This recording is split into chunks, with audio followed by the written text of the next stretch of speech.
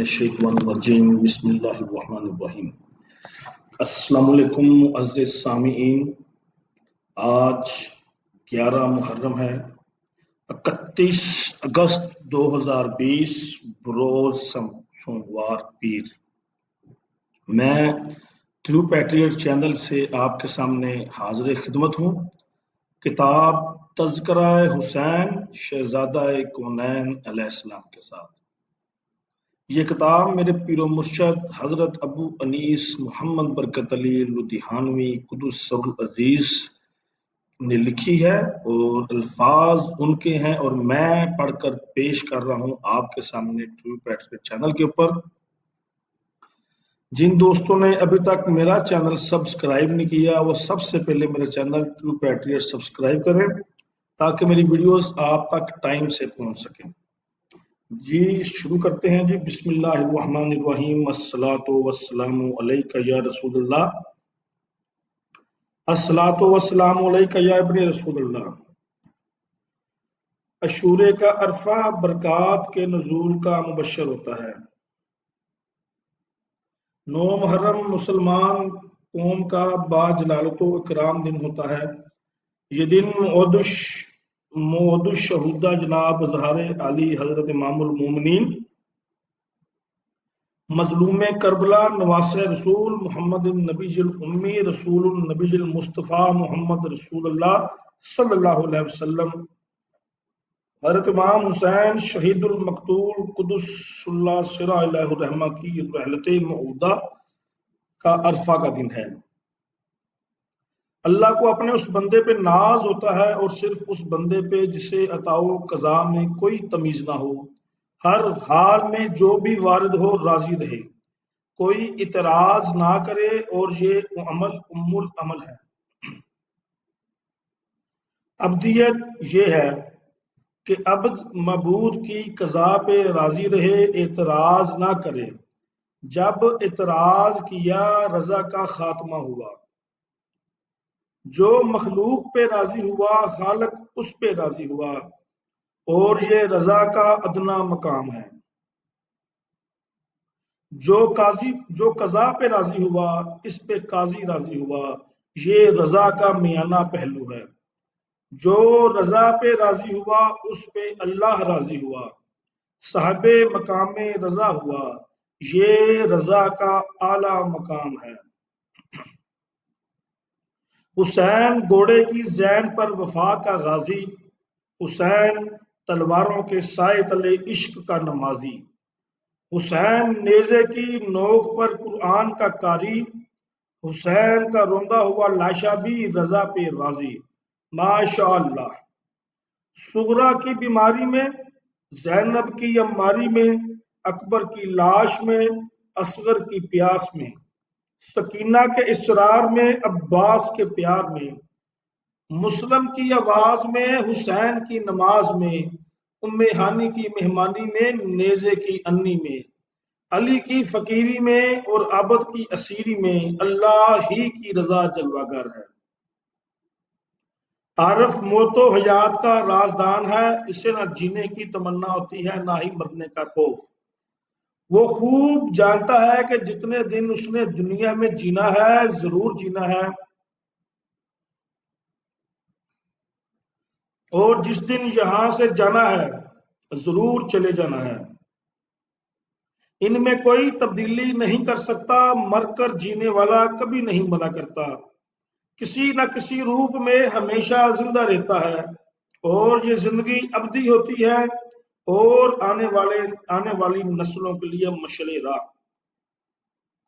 حیات کا ذوق اور موت کا خوف انسانی زندگی کے 2 محور ہیں، اور ہر کوئی انہی کے گرد گھوما کرتا ہے۔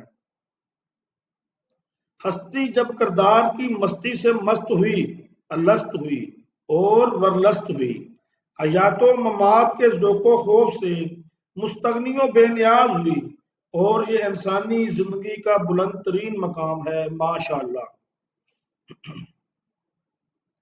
ہستی نے جب نیستی کا لبادہ اوڑھا، ہر شے سے دست بردار ہوئی، مستغنی ہوئی، بے نیاز ہوئی، اور جب بے نیاز ہوئی کشمکش دہر سے آواز آئی، کشمکش دہر سے آزاد ہوئی، مستی آئی اور ابدی ہستی لائی۔ اے ہم نشیں اے میری جان، تجھے کون سمجھائے، کیا سمجھائے اور کیسے سمجھائے۔ تیرے کردار کی مستی ملت کی امتیازی شان، اور یہی مستی ملت مصطفی صلی اللہ علیہ وسلم کی جان ہے۔ اللہ کی رحمت کردار پہ نازل ہوتی ہے، گفتار پہ نہیں۔ فعل، فاعل اور مفعول کی کرنے کا اصطلاحی نام کردار ہے۔ کرنے کا کردار عبدالآباد زندہ جاوید۔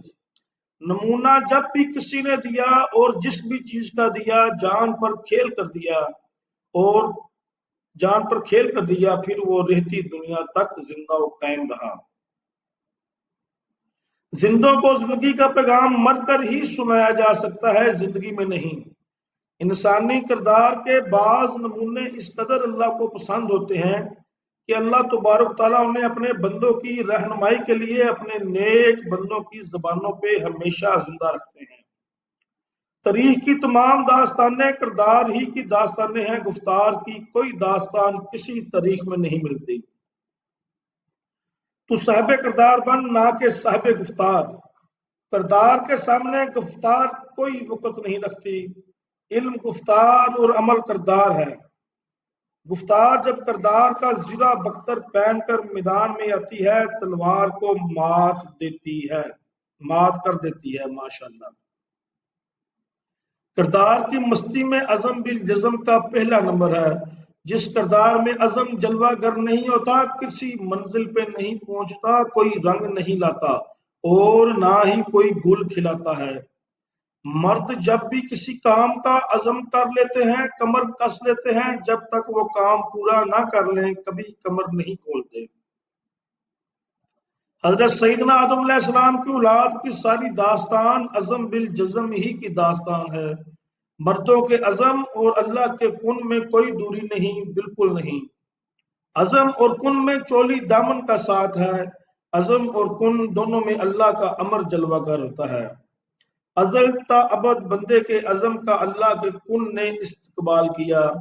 ہر عزم کا استقبال کیا، گرم جوشی سے کیا، اور کسی بھی میدان میں عزم کے علم کو کبھی گرنے نہ دیا۔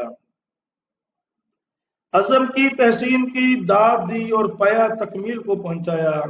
عزم موت و حیات سے بے نیاز، فنا و بقا کا ہمراز۔ میں کدے کی بہار، رندوں کا خمار، اور میدان وفا کا شہ سوار ہے۔ عزم کا تذکرہ اللہ کو بے حد پسند، ہر تذکرہ صرف کی المثال۔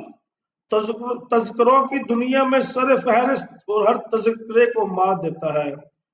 عزم جب حق و باطل کے میدان میں مظہر العجائب کا نمونہ بن کر اپنے کرتب کا مظاہرہ کرنے لگتا ہے، کائنات کو متحیر کر دیتا ہے۔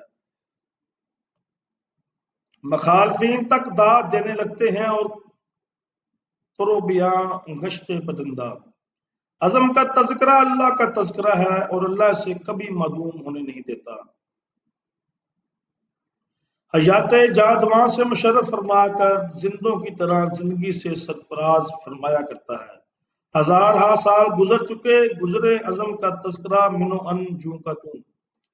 میرے آقا روحی فدا صلی اللہ علیہ وسلم کے خصائل نبوت میں سے کسی ایک کو کما حقہ اپنانا طریقت میں خصلت کے نام سے مشمول کیا جاتا ہے۔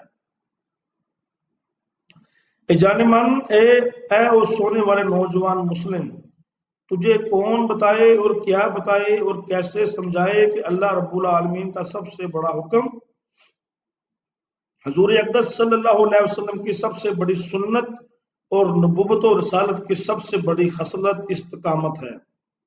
اور استقامت یہ ہے کہ زندگی کے میدان میں جو قدم جہاں پہ رکھ دیا، پھر کسی بھی حال میں پیچھے نہ ہٹے، اگرچہ ٹوٹے ٹوٹے ہو جائے۔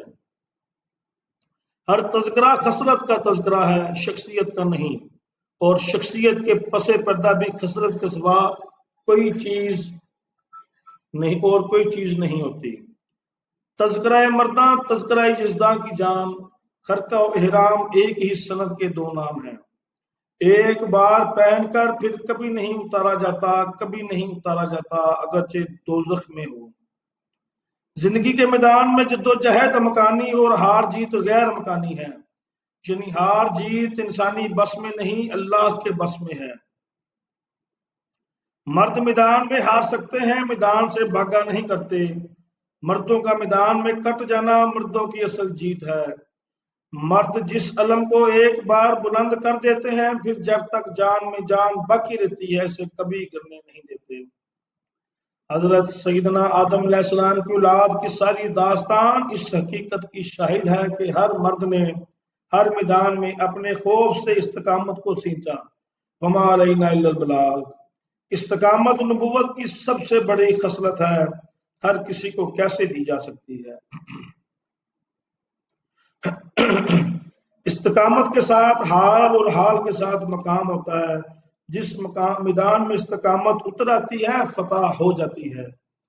اگر تیری دنیا میں تیرے ان رندوں کے کردار کے عزم کا علم بلند نہ ہوتا تو تیرے کسی بازار میں کوئی رونق نہ ہوتی۔ سنسان ہوتے، ویران ہوتے، نہ گل ہوتے نہ بلبل۔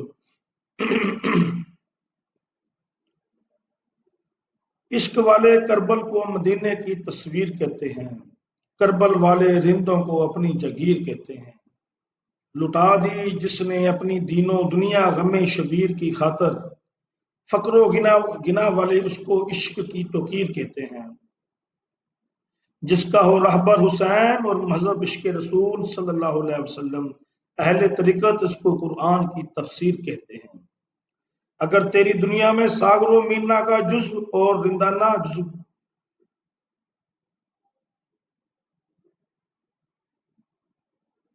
اگر تیری دنیا میں ساغر و مینا کا جزو اور رند نہ ہوتے، کیا کیف ہوتا، جمود طاری ہوتا۔ جی محترم سامعین، پیج نمبر 64 تک ہم نے پڑھا ہے۔ امید ہے کہ آپ کو مزہ بھی آئے گا سن کے، کیونکہ تذکرہ حسین اصل میں عزم بالجزم کی ایک داستان ہے۔ اس عزم بالجزم سے امام علی مقام نے اپنی جان اپنے اللہ کے حضور پیش کر دی، خنجر تلے نماز ادا کی اور باطل کے آگے، یزید کے آگے سر نہ جھکایا۔ اور اللہ تعالی ہمیں ڈھیروں برکتیں عنایت فرمائے، فیوز عنایت فرمائے تذکرہ حسین کرنے پر اور تذکرہ حسین سننے پر۔ میں جانتا ہوں ایک انسانی نیچر ہے، جو ایسی چیزیں ہوتی ہیں ہم یوٹیوب پر وہ کم دیکھتے ہیں، ہم وہ چیزیں زیادہ دیکھتے ہیں جس کے اندر انٹرٹینمنٹ ہو۔ تو میں امید کروں گا اگر آپ نے نہ بھی سننی ہو معزز سامعین، کم از کم آگے شیئر ضرور کر دیجیے گا، کوئی نہ کوئی شخص تو ضرور اس تذکرے سے فیض مند ہو جائے گا۔ شکریہ۔ یا حیو یا قیوم، الصلاۃ والسلام علیک یا رسول اللہ، الصلاۃ والسلام علیک یا ابن رسول اللہ۔